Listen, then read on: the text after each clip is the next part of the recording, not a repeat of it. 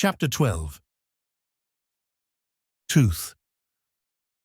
Robert Brown, 43. 1981, San Francisco, California. It was a nice house in a neighborhood of nice houses. The lawn was immaculate. It looked so much like the residences on either side that he had to check the number to make sure he had the right address. Robert Brown sat in his car for a long time, flipping through the papers, telling himself that he was getting them in order. He was procrastinating. He didn't know why he was here. Why was he chosen to do this? He had only met these people briefly at the funeral as he filed by in line to give his condolences. None of this made any sense. If John Hamman wanted to provide for his granddaughter, Robert could arrange for schooling or anything else that the child might need. There was no need to come all the way here for this errand. Ringing the doorbell, Robert Brown waited with his briefcase in front of him. As he saw the man approach through the glass, he braced himself for the confrontation to come. He had gone into contract law because he didn't want to deal with things like hostile witnesses, only to find that corporate officers could be as full of vitriol as any indicted criminal.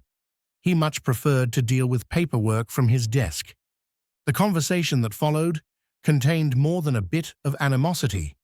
It was understandable. The girl's parents could not possibly be aware of the vast fortunes at stake, but they had always known that Mr. Hamman was wealthy, if eccentric. They had probably expected to inherit from him upon his death, as there were no other relatives. The fact that everything was being held in a trust for their daughter was unexpected.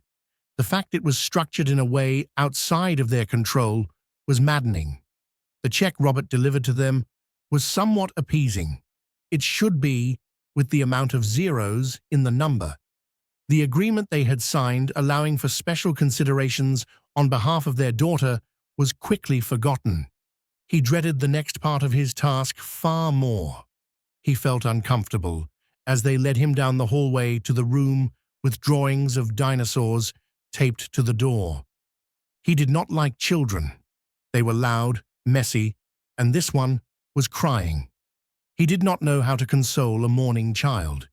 He felt trapped as they closed the door, leaving him alone with her. He reached into his jacket pocket and grasped the strange necklace as he looked down into her tear-stained face.